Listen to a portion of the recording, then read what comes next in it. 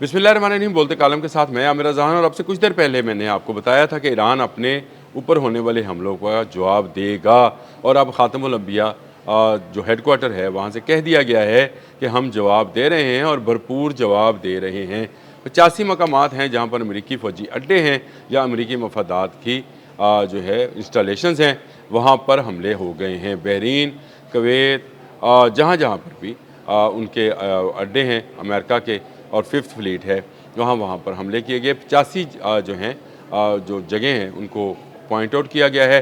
बाकर कालिबॉफ का बड़ा सख्त बयान आया है और उन्होंने कहा है कि 4 शिकों की जो इस्लामाबाद टॉक्सी 4 शिकें थी उसकी खिलाफ वर्जी अमेरिका ने की है और उसका खमियाजा उसको भुगतना पड़ेगा। कुवैती एयर डिफेंस सिस्टम ने भी एक ट्वीट के ज़रिए बताया है कि वो मुसलसल हमलों की जद में है और उनकी कोशिश है कि इन हमलों को नाकाम बनाया जाए। और ये अमरीकी वो हमले जो अमेरिका ने किए थे, जिसके सेंटकॉम ने कहा था कि उन्होंने 80 अहदाफ को निशाना बनाया है, उसके जवाब में पासदारान इनकलाब ने 85 अहदाफ को निशाना बनाया है, यानी 5 ज़्यादा ही हैं, कम नहीं हैं। और ये भी कहा है ख़ातमुल अंबिया हेडक्वार्टर ने कि अमरीकी हमलों का अब फैसला कुन जवाब दिया जाएगा। जंग जो है वो मज़ीद गर्म हो गई है, बढ़ गई है।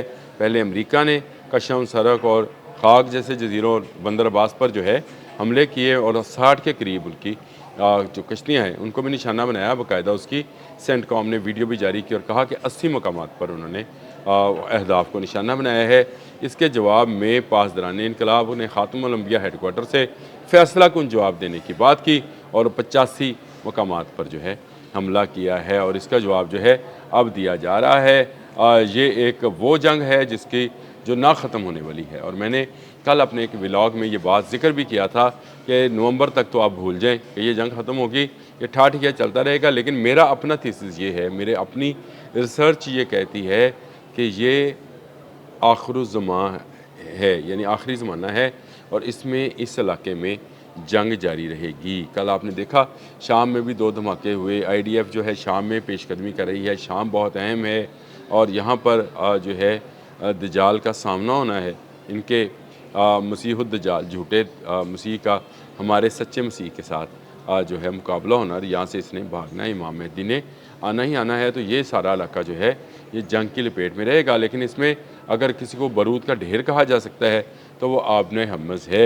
इस बारूद के ढेर को जब भी चिंगारी दिखाई जाएगी आग ही भड़केगी और अब आग जो है भड़क गई है। मतलब इतनी बड़ी जो है जंग शुरू हो गई है कि साहली इलाके पूरे के पूरे ईरान के धमाकों से गूंज रहे हैं, तो दूसरी तरफ मिडल ईस्ट के जो इलाके हैं वो भी गूंज रहे हैं और ये गूंज अभी कई रोज़ तक जारी रहेगी।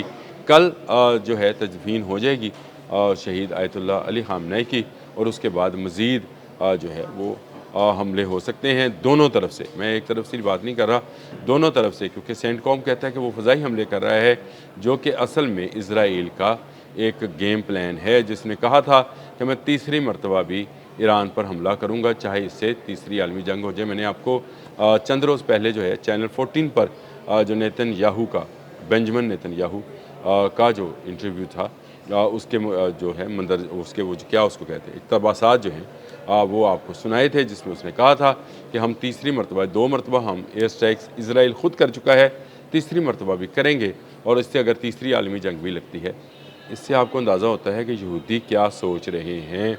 वो तीसरी आलमी जंग का सोच रहे हैं, यानी मलहमतुल उज़्मा का सोच रहे हैं, कुबरा भी नहीं, कुबरा तो आखिरी जंग होगी, मलहमतुल उज़्मा का सोच रहे हैं, यानी एक अज़ीम जंग, जंग अज़ीम जिसको बोला जाता, अभी हम भी कहते हैं दूसरी जंग अज़ीम और तीसरी जंग अज़ीम, तो मलहमतुल उज़्मा अहदीस में मौजूद हैं कहते हैं। तो मैं इसका ज़िक्र भी आपको अहदीस का वो भी साथ लगा देता हूँ, तस्वीर भी लगा देता हूँ, ताकि आपको पता चले कि जिनको हम अज़ीम बोलते हैं वो उसकी मलहमतुल उज़्मा जो है तीसरी आलमी जंग जो है उसके दहाने पर बैठे हुए हैं। इस वक्त 12 जो है एक टेंशन की सी सूरत हाल है, आपने हमस बंद है, दोनों तरफ हज़ारों वेसल्स जो हैं, चाहे वो ऑयल वेसल्स हैं या जो हैं गुड्स वेसल्स हैं, वो रुके पड़े हैं, रोक दिए गए हैं, क्योंकि ईरान किसी सूरत भी ये इलाका जो है किसी और की अमलदारी में नहीं देना चाहता है। अमान ने ईरान के साथ गद्दारी की है, उसकी मैं अलग से एक व्लॉग करूँगा कि वो क्या है और क्यों ये 23 किलोमीटर में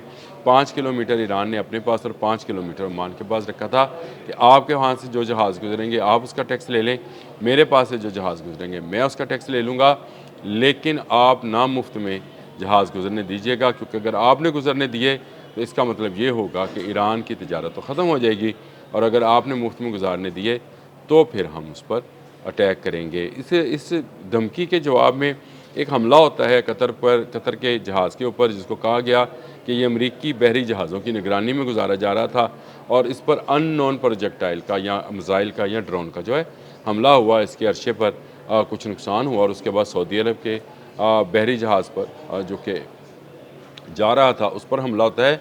उसके बाद ये सारी कार्रवाइयाँ की जाती हैं।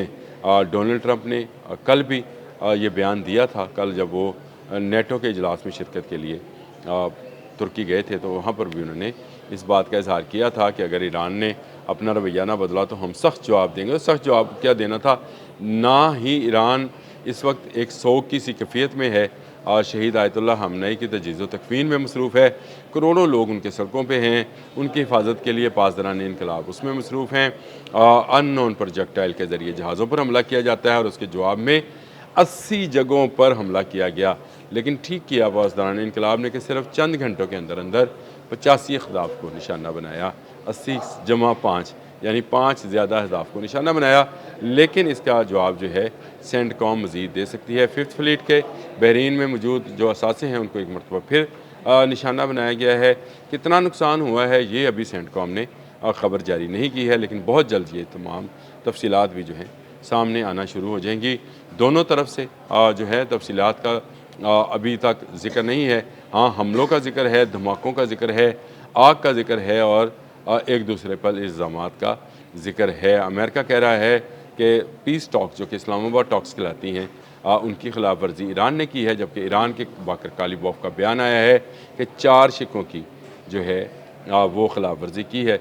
और मेरी एक बात याद रखिएगा, अमेरिका धोखेबाज है, अमेरिका धोखेबाज है। अमेरिका को इसराइल को रोकना चाहिए था, लेबनान में, गज़ा में, शाम में हमला करने से अमेरिका ने नहीं रोका, तो अब अमेरिका जो है वो धोखा देगा। ये पिछले कई दिनों से मैं कई व्लॉग्स के अंदर, मेरे व्लॉग्स निकाल लें, मैंने ये बात कही कि अमेरिका जो है ये धोखा देगा, ये अमेरिका धोखा देगा, ये इस काबिल एतमाद नहीं है। जंग के हवाले से ये काबिल एतमाद इसलिए नहीं है कि बड़ा धचका पहुंचा हुआ है अमेरिका को। अमेरिका की साख जो है वो ऑन स्टेक है, दाव पर लगी हुई है। ऑन स्टेक में मेरा तर्जुमा ही कर दें, दाव पर लगी हुई है, और वो चाहता ये है कि नवंबर तक इस जंग को छेड़े, ताकि नवंबर में होने वाले इलेक्शन में रिपब्लिकन्स को साख बहाल करने में मदद मिले। अमेरिका की जो साख तबाह हुई है, नंबर 1 होने की जो उसकी पोजीशन थी दुनिया में सुपर पावर होने की, उसको नुकसान हुआ है। ईरान ने ठोक बजा कर जवाब दिया है हर बात पे। आज भी 80 हमलों के जवाब में 85 हमले करने का मतलब ये है कि अब ये जंग मज़ीद आगे बढ़ेगी, कल तदफीन हो जाएगी, लोग अपने घरों को चले जाएंगे, जो करोड़ों लोग सड़कों पर मौजूद हैं। उसके बाद अमेरिका और इसराइल क्या सोच रहे हैं, उसका हल्का सा अक्स जो है अब से चंद घंटे पहले हमें नज़र आया है। अब तक के लिए इतना ही। अल्लाह हाफ़िज़।